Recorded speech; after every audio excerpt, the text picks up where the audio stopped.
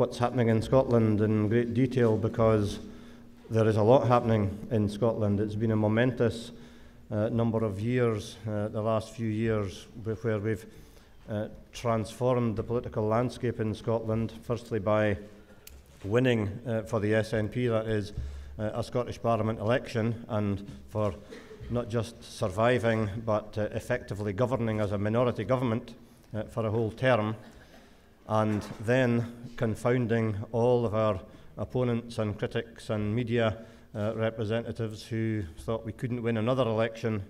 We did, and we won in 2011 with an outright majority in the Scottish Parliament. And the crucial thing about that was and is that it provides the political mandate for having a referendum on independence for Scotland, and that will be held, as you will know, later this year. And the Scottish Government, the SNP Scottish Government, I just like saying that, has recently published this very heavyweight document, and I mean that literally as well as politically, which is the White Paper on Scotland's Future. And it has some 670 pages, I think, and it answers some 650 questions, as well as mapping out what we think is the course of events which would follow a yes vote this year and show Scotland taking our place as a normal country in the international community. But enough from me, because I'm pleased to be able to introduce my colleague, Tasmina Ahmed-Sheikh, who is an SNP candidate for the forthcoming European elections, and also a board member of Yes Scotland. Yes Scotland is the broad coalition organisation which will be the official body for campaigning for a yes vote in this referendum. So I'll ask Tasmina to present the white paper and give some comments, and then we hope to have an interactive session to allow you to ask questions, and we will see how that goes. But it's up to you if you participate in that, and I hope that you will. Tasmina.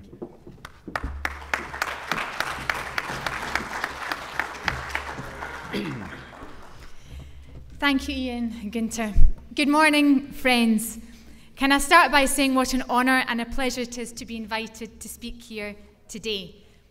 For me, Scottish independence isn't rooted in emotional idealism, but in the pragmatic aim of building a better and more cohesive society. In short, it's not about independence for its own sake, but as a key to unlocking the door to forging a better country. My own party, the Scottish National Party, 80 years old this year, has long driven the agenda on independence. And as Ian just mentioned, the prize finally came when, after a proven record of competence in government, the powerful and dynamic personality of the First Minister Alex Salmond and the party's imaginative vision for Scotland's future led to the SNP winning an historic landslide victory in 2011. And we won because of three things: team, record, and vision. The result of this absolute majority meant that the SNP government was able to implement its entire programme with a referendum on independence as its flagship offering to the electorate. Now, the terms of the ballot are agreed, and the question is simple: should Scotland be an independent country? The date of the poll is fixed for the 18th of September this year, with Independence Day for Scotland set down as the 24th of March 2016.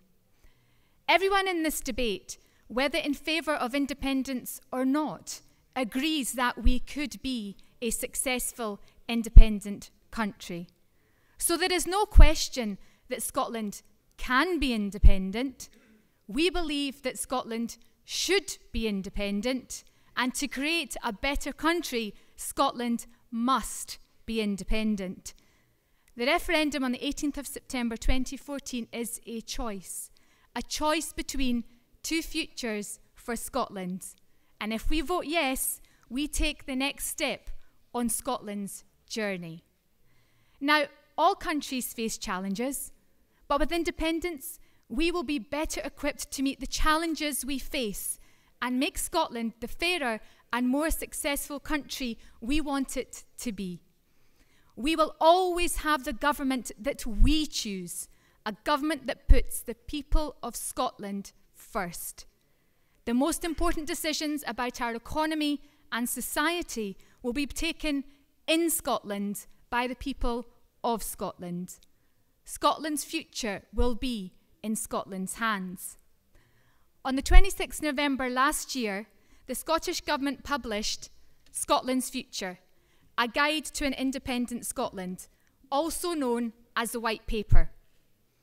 Almost immediately, it topped the Amazon charts for book downloads and is heading towards the 100,000 figure for paper copy requests and downloads. Truly amazing. This 670-page, 170,000-word, well-crafted document has set the scene in terms of the opportunities of independence. It is the most comprehensive blueprint for self-determination ever set before a free people. It has changed the Scottish political landscape forever. Scotland's Future sets out the case for independence, the gains of independence for people, their families and their country, and how Scotland will become independent. Scotland's Future also contains detailed answers to 650 questions that have been asked of the Scottish Government about independence. There are also questions for the Westminster Government for what their alternative vision is for Scotland if we vote no in the referendum. So far, the no side have presented no alternative offering whatsoever.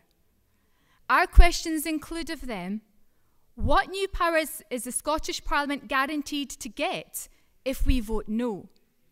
How does the Westminster Government plan to address inequality in the UK? And what guarantee is there that Scotland will remain in the EU if we vote no in September? The White Paper sets out common sense positions on issues such as our continued EU membership. These proposals are in the interests of Scotland, the rest of the UK, and our other partners and friends. Remember that in the unique scenario in which Scotland finds herself, everyone has agreed to respect the result of the referendum and work together constructively to ensure that Scotland and the rest of the UK start as two successful, well-run countries if we vote yes. Signed in October 2012 by the Scottish First Minister Alex Salmond and the UK Prime Minister David Cameron, the Edinburgh Agreement underpins the integrity of this referendum and defines its exact legal status. Both governments require to respect the outcome. This means that if there is a yes vote, there will be no attempt, can be no attempt, by the government in London to block the will of the Scottish people. Becoming independent is not unusual, and the experience of other countries is that the practical issues are resolved successfully. In 1945, there were 51 independent members of the United Nations, and now there are 193. If we vote yes, Scotland can take its place amongst them on the 24th of March 2016. Independence is not an end in itself. The ability to make our own decisions means that we can shape a different and better Scotland. Other people and parties in an independent Scotland will, of course, have different ideas. But however much we disagree on the right economic policies, only with independence will we in Scotland have the power to make these choices for our country. The White Paper details the main gains from independence, whichever party is elected. The most important is that decisions about Scotland will be taken by the people who care most about Scotland, those who live and work there. This may seem obvious, but it's not been the case in the past in Scotland, and it still isn't the case now. At present, representatives from Scotland make up just 9% of the 650 members of the House of Commons in London. And of course, our revising chamber, the House of Lords, is wholly unelected. With independence, governments will always be formed by the parties that win the elections in Scotland. David Cameron's Conservative Party is hugely unpopular amongst Scots and has just one MP in Scotland, yet it forms the UK government. So presses its reactionary right-wing policies on us, even though we don't want them and find many of them downright objectionable.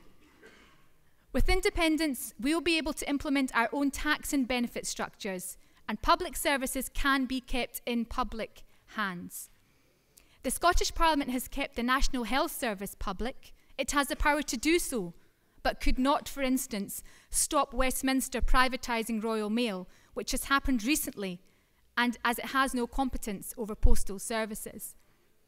A yes vote will allow us to promote economic stability and job security in Scotland and replace a framework which disproportionately benefits London and the southeast of England. Plus, we'll have access to our own resources.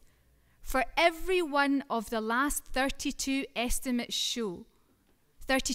estimates show, Scotland has generated more tax per head than the UK as a whole in every one of the last 32 years. We'll be able to implement an economic policy tailored to Scotland, promoting our world-class universities and key growth industries like food and drink, life sciences and tourism. And an independent Scotland can invest our oil wealth for future generations. Norway now has a savings fund worth more than 566 billion euros. We can do that too. Independence means being able to shape your country as you wish. For instance, our taxes will not be used to pay for nuclear weapons because we will remove Trident from Scotland for good.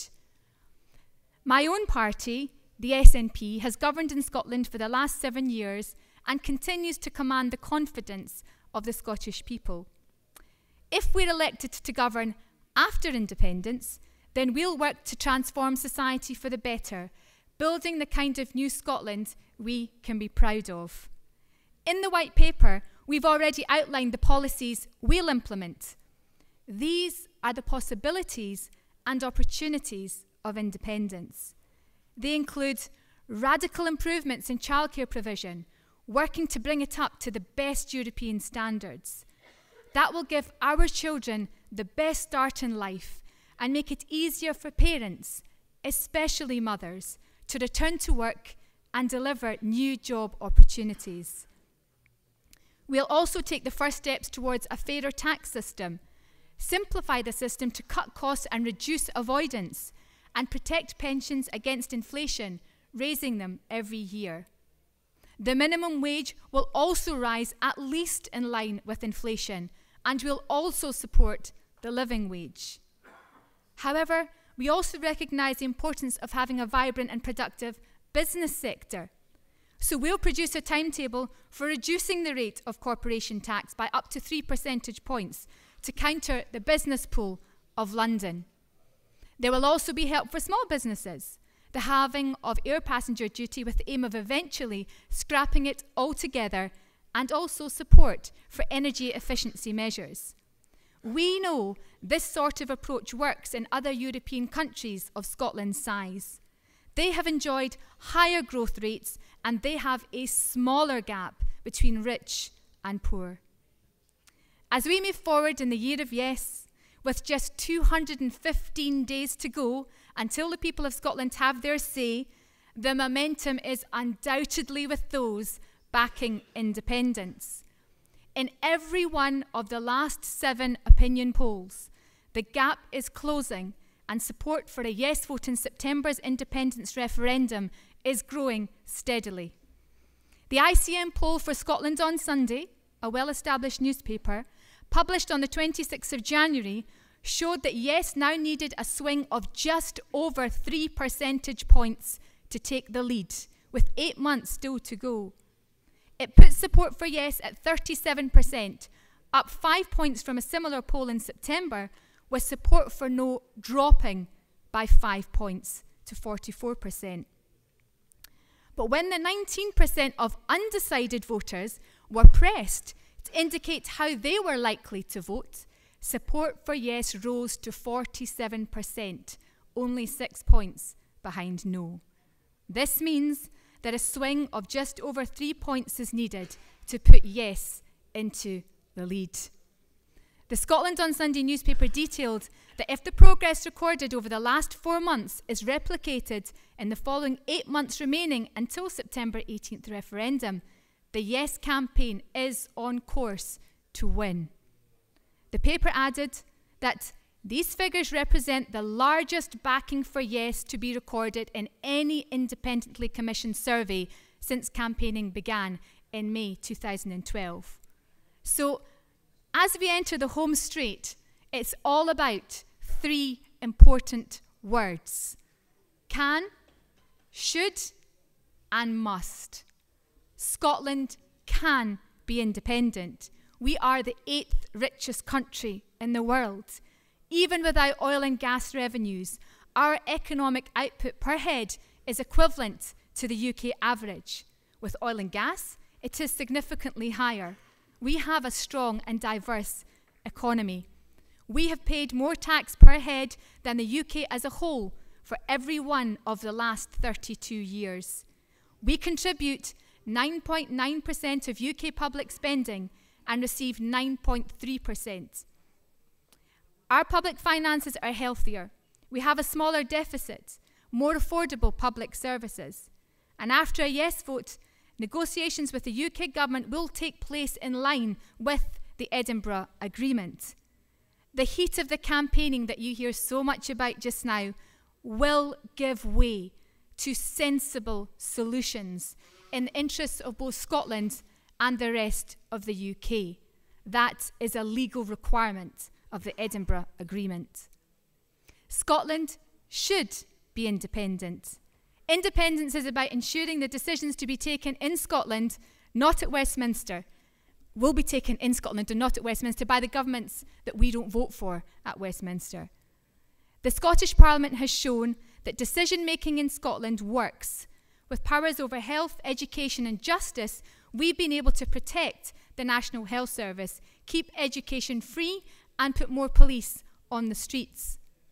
But by completing the powers of the Parliament and taking responsibility for the economy, taxation, welfare and defence, we can access our own resources to transform childcare, abolish the bedroom tax, grow the economy, create jobs and get rid of Trident. With access to our own resources and our relative surplus, the country will be better off. Instead of being a region of hugely unequal and unbalanced economy, with jobs and opportunities ever more likely to be concentrated in London and the southeast of England, we will become a national economy in our own right. We will have the powers we need to take advantage of our massive resources, talent, and advantage to take great job opportunities and make individuals and families better off too. So finally, Scotland must be independent. The referendum is a choice between 2 futures. The Independence White Paper spells out what a yes vote will mean for Scotland. There is no equivalent detail from the no side. However, many of the consequences of voting no are clear, despite the no campaign's effort to conceal the reality. Let us be clear about what a no vote means for Scotland. There is no guarantee that Scotland will ever get the governments we vote for. There is no guarantee of any more powers for the Scottish Parliament. There is no agreement on more powers within the different no parties, let alone between them. Our budget will be under threat. There are demands from senior politicians in all of the no parties to scrap or reform the Barnett formula, which provides the funding basis for Scotland at a potential cost to us of nearly €5 billion. Up to 100,000 more children will be plunged into poverty as a result of cuts proposed by the Tories and largely unchallenged by Labour. Scotland could be taken out of the EU against our will as a result of the UK's planned 2017 in-out EU referendum. And new Trident missiles will be dumped on the River Clyde in Scotland. Friends, independence puts Scotland's future into Scotland's hands. On the 18th of September, the Scottish people will be in charge. How we vote will determine whether we stay in charge or hand that power back to the Westminster establishment. The referendum on the 18th September is the only opportunity we are guaranteed to get to decide our own future. Imagine how we will feel on the 19th of September with the eyes of the world upon us if we fail to take this once-in-a-lifetime opportunity and hand back control to Westminster. Voting yes keeps us in the driving seat of our own destiny. It allows us to forge a new and exciting nation, an ancient country made young once again. Our time is here, our time is now. Our future is ours to take, and we must seize it. Thank you.